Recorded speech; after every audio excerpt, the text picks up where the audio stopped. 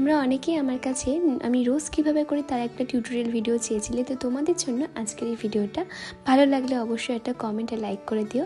Hello everyone, welcome to my new video. প্রথমেই তোমাদের সাথে আমি নূর 11 যে নোজেলটা আমি ইউজ করবো সেটা দেখিয়ে নিলাম। এবার প্রথম কথায় আসি যে ক্রিমটা কীভাবে বিট করতে হবে। ক্রিমটা হতে হবে কিন্তু একদমই পারফেক্ট, না হবে খুব গলে যাওয়ার মতন, না হবে খুব টাইট হওয়ার মতন। মোটামুটি একটা অ্যাভারেজ থাকলে সেই ক্রিম দিয়ে রোজটা পারফেক্ট হবে।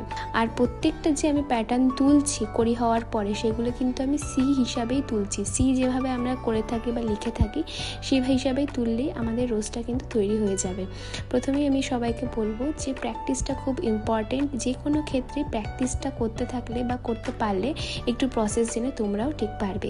আমি এই প্রসেসেই রোজ করাটা শিখেছিলাম, তো তোমাদের সঙ্গে সেটাই শেয়ার করলাম। তোমাদের যদি হেল্প হয়ে থাকে জানিয়ে যাও। এখানে আরেকটা আমি ফ্লাওয়ার রেডি করেছি যেটা হচ্ছে পার্পল কালার দিয়ে। এটার টিউটোরিয়াল ভিডিও শেয়ার করলাম না, যদি প্রয়োজন হয় জানিও।